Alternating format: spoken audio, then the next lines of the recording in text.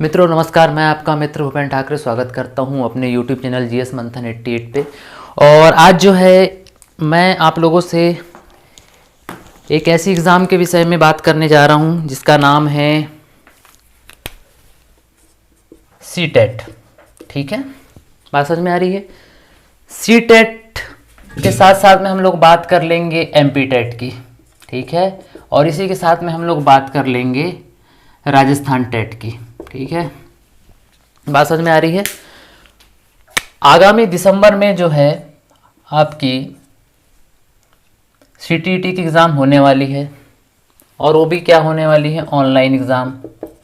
ठीक है, और दिसंबर में संभवतः जो है आपकी संविदा वर्ग 3, ठीक है, इसको एमपीटेट को संविदा वर्ग 3 भी कहा जाता है।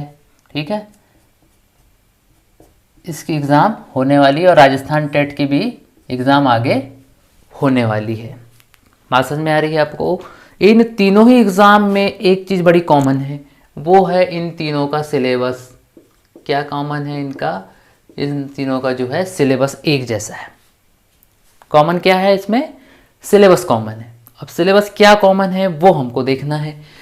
अगर आप इनमें से किसी एक एग्ज़ाम को भी अगर आप टारगेट करते हो तो बाकी की आप एग्ज़ाम आसानी से निकाल सकते हो। इस चीज़ को आप दिमाग में रख लेना। बात समझ में आ रही है। अगर आप सीटेट की तैयारी करते हैं तो आपका एमपीटेट आराम से निकलेगा, जिसको संविदा वर्ग 3 भी कहते हैं, और व्यापम इसको कंडक्ट कराएगा संभवतः दिसंबर या जनवरी में। ठीक है, जिस हिसाब से व्यापम का कैलेंडर सेट हुआ है। ठीक, और सीटेट का काम तो बिल्कुल हौले हौले है, जब बोलता है तब एग्ज़ाम ले लेता है। ठीक है, हालांकि कोविड के चलते एग्ज़ाम नहीं ले पाया, लेकिन इसने जो है अपनी एग्ज़ाम जो है दिसंबर में, फिलहाल अभी इसका नोटिफिकेशन भी नहीं आया है। ठीक,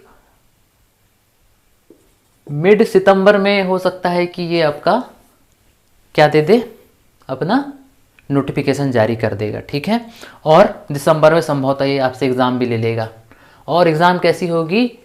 ऑनलाइन होगी। बात समझ में आ रही है। तीनों चीज़ों में कॉमन क्या है देखो, चाहे सी टेट हो, एमपी टेट हो, यूपी टेट हो, आर टेट हो, यूपी टेट, या फिर हम लोग बात करें यू टेट की, C TET, MP TET, R TET, UP TET और यू टेट। यू टेट मतलब उत्तराखंड टेट। ठीक, तो इन सब में एक चीज़ बड़ी कॉमन है कि इनकी जो प्राइमरी टीचर की जो एग्ज़ाम होती है उसका सिलेबस सेम है। अगर आप इनमें से किसी एक एग्ज़ाम को भी आप टारगेट करते हो तो आप बाकी एग्ज़ाम को आसानी से क्या कर सकते हो, क्रैक कर सकते हो। बात समझ में आ रही है। कॉमन चीज़ क्या है? सिलेबस में।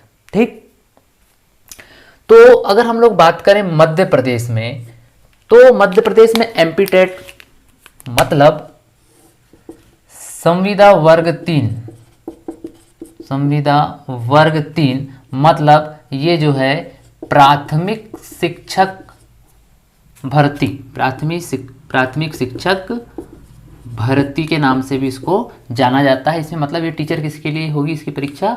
ये होगी आपके प्राइमरी टीचर के लिए। ठीक है, और सी टेट में भी 2 लेवल होते हैं, एक इसका पेपर 1 होता है, एक पेपर 1 होता है, और एक इसका पेपर 2 होता है। बात समझ में आ रही है।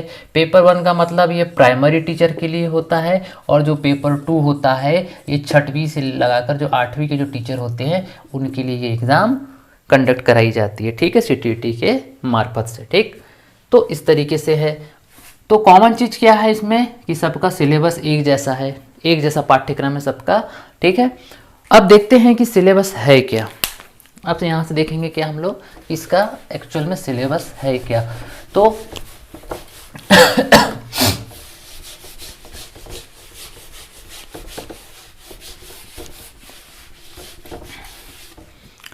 अब यहाँ से हम लोग देखते हैं सिलेबस। ठीक है, इसका जो पाठ्यक्रम है वो क्या है।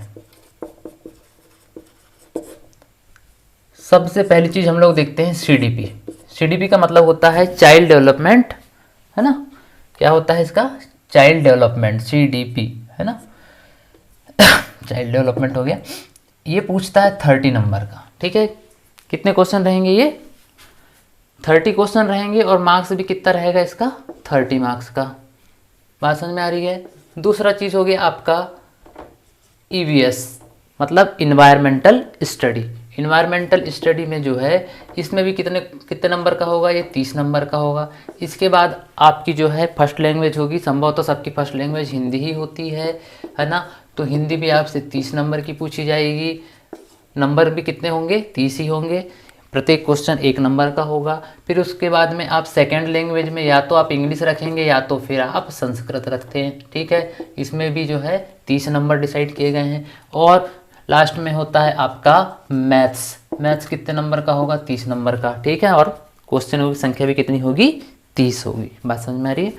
तो CDP हो गया मतलब चाइल्ड डेवलपमेंट, मतलब इसको हिंदी में क्या कहते हैं, बाल मनोविज्ञान।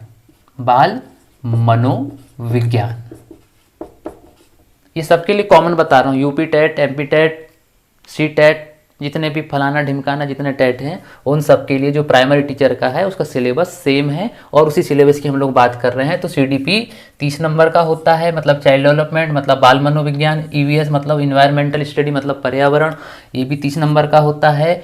और हिंदी 30 नंबर की। इंग्लिश / संस्कृत जो है, या तो आप सेकेंड लैंग्वेज इंग्लिश रख सकते हो या संस्कृत, वो आपकी मर्जी है, वो 30 नंबर का होता है, ठीक। और रही बात फिर मैथ्स की, मैथ्स सबके लिए कंपलसरी है, ठीक, वो भी 30 नंबर की होती है। अब हम लोग देख लेते हैं जो CDP होता है, चाइल्ड डेवलपमेंट, ये पूछी जाती है 30 नंबर की। उसके बाद हम लोग देख लेते हैं EVS में जो है 30 क्वेश्चन आपसे पूछे जाएंगे और इसके मार्क्स भी कितने होंगे, 30। लेकिन यहाँ पे एक चीज़ ध्यान देने वाली है कि इस 30 नंबर में जो 20 नंबर का आपसे जो है कोर इन्वायरमेंट पूछा जाएगा और इसके जो 10 नंबर शेष बचेंगे उसमें आपसे क्या पूछा जाएगा, उसमें आपसे इन्वायरमेंट की पेडागोजी पूछी जाएगी। क्या पूछी जाएगी, इन्वायरमेंट की पेडागोजी। पेडागोजी का मतलब ये हो गया कि एक प्रकार से जो है उस विषय से संबंधित जो है जो शिक्षण शास्त्रीय मुद्दे वगैरह हैं वो आपसे यहाँ पर पूछे जाएंगे कि उस विषय को कैसे पढ़ाया जाएगा, या उस विषय से रिलेटेड जो NCF ने क्या डिसाइड किया है वो आपसे यहाँ पर उसके तहत प्रश्न पूछे जाएंगे, है ना। फिर आप देख लीजिए हिंदी भी 30 नंबर का है, 30 क्वेश्चन है। तो 15 नंबर जो है कोर हिंदी के पूछेगा आपसे और जो 15 नंबर जो है वो आपके हिंदी की पेडागोजी पूछेगा। क्या पूछेगा, हिंदी की पेडागोजी। उसी तरीके से हम लोग देख लेते हैं इंग्लिश / संस्कृत में भी वही कहानी है कि 30 क्वेश्चन 30 नंबर के, 15 नंबर का कोर इंग्लिश / संस्कृत पूछेगा और 15 नंबर का इंग्लिश / संस्कृत की पेडागोजी आपसे पूछी जाएगी, ठीक है। और रही बात लास्ट में मैथ्स मतलब गणित की, तो गणित जो है 30 नंबर का जो है आपसे गणित पूछी जाएगी और 30 इसमें क्वेश्चन रहेंगे। तो इसका भी वही होगा कि 15 नंबर का कोर आपसे मैथ्स पूछा जाएगा और 15 नंबर की जो है आपसे मैथ्स की पेडागोजी पूछी जाएगी। बात समझ में आ रही है ना। ये तो रही सिलेबस की बात और उसके मार्क्स का डिवाइडेशन हो गया, ठीक है। अब बात आती है कि CTET, हर बार के CTET से इस बार का CTET जो है ज़्यादा महत्वपूर्ण है और हर बार के MP टेट से जो है इस बार का MP टेट ज़्यादा महत्वपूर्ण है। कारण क्या है, अगर हम लोग बात करें CTET में, तो जहाँ पहले CTET 7 वर्ष के लिए वैलिड हुआ करता था, है ना। CTET के जब एग्ज़ाम पास करते थे तो इसकी जो वैलिडिटी थी, इसकी वैधता थी, वो 7 वर्ष की होती थी। लेकिन अब इसको जो है बढ़ाकर क्या कर दिया गया है, इसको आजीवन कर दिया गया है, ठीक है। आप एक बार CTET निकालिए, आपको दोबारा CTET निकालने की ज़रूरत नहीं पड़ेगी। एक बार आप उसको क्वालिफाई कर लीजिए और उसके बाद फिर जीवन भर के लिए ये आपके पास में रहेगा। बात समझ में आ रही है। और रही बात MP टेट की, ठीक है। MP टेट को लेकर बड़ी सारी भ्रांतियां हैं, खासतौर पे बीएड वालों के मन में, ठीक है, कि बीएड वालों को इसमें सिलेक्शन होगा या नहीं होगा, ये बड़ी भ्रांति है।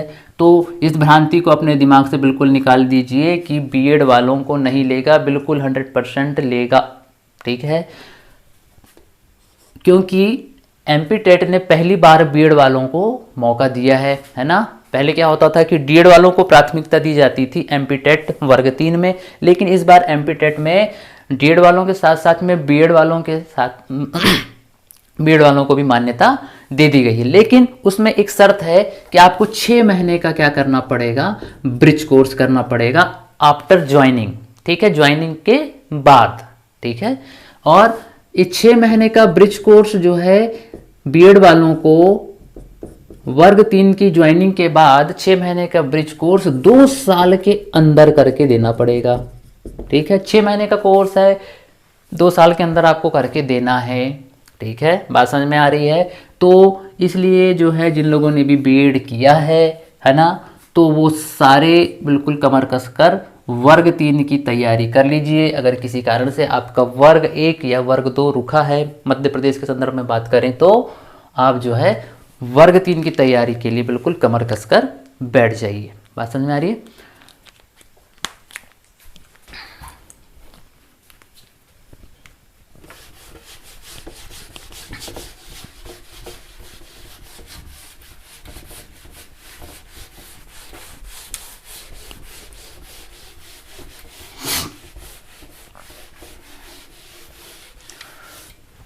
ये बात तो हो गई आपके सिलेबस की और मार्क्स की बात, ठीक है। और जो 1-2 चीज़ें थी जो मैंने आपको बता दिया, जैसे कि बीएड में जो बीएड वाले हैं वो वर्ग 3 के भी एग्ज़ाम दे सकते हैं, ठीक है, मध्य प्रदेश के संदर्भ में। और जो आपका सीटीटी है वो आजीवन हो गया, ठीक है। एक बार एग्ज़ाम निकालो सीटीटी की तो आपका वो लाइफ टाइम रिचार्ज की तरह है, ठीक।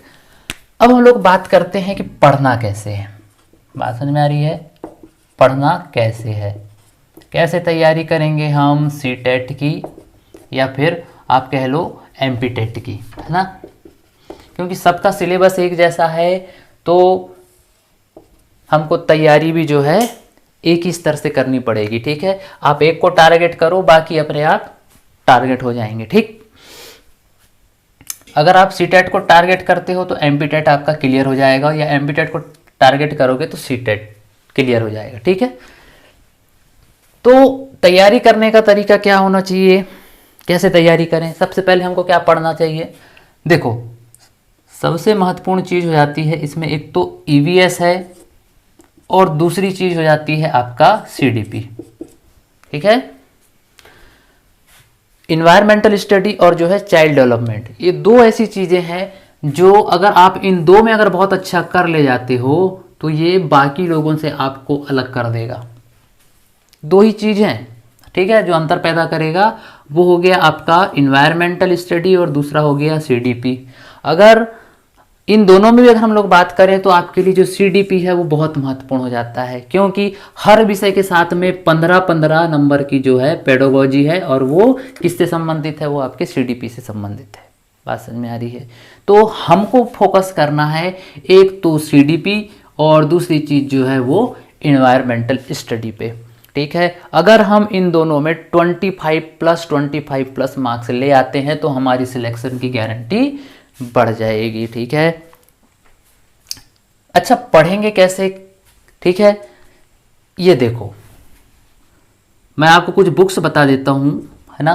पहले सीडीपी से रिलेटेड कुछ बुक्स बताता हूँ मैं आपको, कि जो सबसे पहली चीज़, अगर आप वर्ग 3 की तैयारी कर रहे हैं, वर्ग 3 की तैयारी कर रहे हैं, मध्य प्रदेश वर्ग 3 की, तो आपके लिए एक कॉमन बुक होना चाहिए आपके पास में, अरिहंत की प्राथमिक शिक्षक भर्ती की, ठीक है। प्राथमिक शिक्षक भर्ती की जो अरिहंत पब्लिकेशन की बुक है वो सबके पास में होनी चाहिए। क्यों होनी चाहिए? इससे आपको एक सिलेबस का आइडिया बैठेगा कि मतलब किस तरीके का जो सिलेबस है और उसको पढ़ना कैसे है, ठीक है, वो आपको आइडिया यहाँ से मिल जाएगा। लेकिन ये किताब आपके लिए इनफ नहीं है, ये किताब आपके लिए इनफ नहीं है। बात समझ में आ रही है ना। और रही बात सीडीपी की, तो सीडीपी के लिए आप क्या कर सकते हो, मैं 2 बुक आपको सजेस्ट कर रहा हूँ। एक बुक जो है आप अरिहंत की ले लीजिए, चाइल्ड डेवलपमेंट की, और एक किताब आप ले लीजिए तक्षशिला पब्लिकेशन की, ठीक है, तक्षशिला पब्लिकेशन, ठीक है। इसमें जो है प्रैक्टिस सेट है, 21 प्रैक्टिस सेट दिए हुए हैं जो आपके बहुत काम के हैं, ठीक है। तो वर्ग 3 के लिए आप एक बुक ले लीजिए अरिहंत की, है ना, और उस बुक को रख लीजिए और उसको आप एक बार पढ़ के देखिए, ठीक है, आपको सिलेबस समझ में आएगा, ठीक। फिर हम लोग बात करते हैं सीडीपी की, तो सीडीपी के लिए भी आप एक स्पेशली अरिहंत की सीडीपी ले लीजिए और एक प्रैक्टिस सेट ले लीजिए तक्षशिला पब्लिकेशन का, इसमें 21 सेट दिए हुए हैं, है ना, और बहुत इसमें क्वेश्चन दिए हुए हैं, है ना, हर सेट में लगभग 100 क्वेश्चन दिए हुए हैं, है ना। तो इस तरीके से आपके 2100 क्वेश्चन आराम से तैयार हो जाएंगे। बात समझ में आ रही है। और इससे भी ऊपर और सबसे महत्वपूर्ण और सबसे ज़रूरी चीज़ मैं आपको बता रहा हूँ, आप एक बुक ले लीजिए यूथ कंपटीशन टाइम की। कौन सी? यूथ कंपटीशन टाइम की। आप जो है सॉल्व्ड पेपर ले लो। क्या ले लो? सॉल्व्ड पेपर ले लेना। सॉल्व्ड पेपर, इसमें आप कॉमन मिल जाएगा। इसमें सीटीईटी के आपको 2011 से लगाकर 2020 तक के पेपर और यूपी टेट के भी पूरे पेपर, मतलब दोनों के लिए कॉमन एक ये बुक है, सॉल्व्ड पेपर है यूथ कंपटीशन टाइम का। आप सर्च कर लेना, आपको बुक मिल जाएगी यूथ कंपटीशन टाइम की। उसमें सीटीईटी प्लस यूपी टेट के पूरे सॉल्व्ड पेपर एक साथ एक ही बुक में दे दिया है, ठीक है। तो आप इस बुक को बुला लीजिए और साथ में जो रीट है, मतलब राजस्थान जो टेट है, तो उसके लिए भी जो है आप यूथ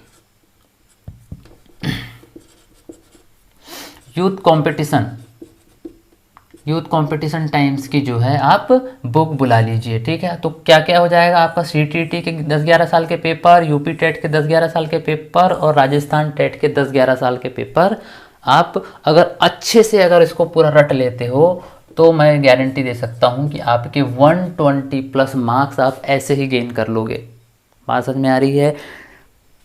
कम में बम करना है तो यही तरीका है कि आप जो है सॉल्व्ड पेपर ले लीजिए अलग अलग स्टेट के। तो उसमें सबसे ज़्यादा महत्वपूर्ण हो जाएगा सीटेट के 10-11 साल के पेपर, यूपी टेट के 10-11 साल के पेपर और राजस्थान टेट के 10-11 साल के जो पेपर हैं उसको पूर्ण तरीके से आप लोग रट लीजिए, उसी में आपका काम हो जाएगा, ठीक है। आज के लिए सिर्फ इतना ही रखते हैं, मैं इससे ज़्यादा अभी आपको कुछ नहीं बताऊंगा। आगे का जो है हम लोग कल देखते हैं, ठीक है। कुछ पढ़ा नहीं रहा हूँ, सिर्फ मैं आपको बता रहा हूँ कि पढ़ना कैसे है। अभी 1-2 दिन मैं यही बताऊंगा कि पढ़ना कैसे है, ठीक है। उसके बाद हम धीरे से क्या स्टार्ट करेंगे, आपको मैं इन्वायरमेंट बताऊंगा कि उसको कैसे पढ़ना है। उसको जो भी टॉपिक है तो हम टॉपिक वाइज उसकी पढ़ाई करेंगे। सीडीपी को भी लेके चलेंगे कि सीडीपी को कैसे याद करें और कैसे उसको हमको अच्छे नंबर गेन करें, तो उसके लिए भी मैं आपको तरीके बता दूंगा। आज के लिए सिर्फ हम इतना ही रखते हैं, है ना। और जितनी भी मैं आपको बुक बता रहा हूँ आप बहुत तेज़ी से अपनी ये बुकों को बुलवा लीजिए, है ना। और किताबें लेने में कंजूसी बिल्कुल भी ना करें। एक जोड़ी कपड़े कम पहनिए लेकिन किताबें अच्छी लीजिए, है ना। और किताबों को पूरा याद करना है आपको। क्या करना है? याद करना है ना। तो यहाँ पे हमको क्या बनना है? टीचर बनना है तो एग्ज़ाम निकालना पड़ेगा पहले, है ना। तो उसके लिए ज़रूरी क्या है कि रट्टा घुट्टा वाला सिस्टम मारना ही पड़ेगा। तो रट्टा घुट्टा तो मारना है लेकिन कुछ चीज़ें जो हैं समझने वाली भी होंगी, तो समझाने का काम मेरा रहेगा, रट्टा घुट्टा मारने का काम आपका। और रट्टा घुट्टा कैसे मारना है वो भी मैं आपको बता दूंगा, ठीक है। अगर आप इतना सब कुछ करोगे तो मैंने आपको बताया ना 120 मार्क्स आप आराम से गेन कर ले जाओगे, ये मेरी गारंटी है, ठीक है। बस मेरे हिसाब से जैसे मैं बोलते जा रहा हूँ वैसा आपको करना पड़ेगा, ठीक है। तो आज के लिए सिर्फ इतना ही रखते हैं, ठीक। जय श्री राम।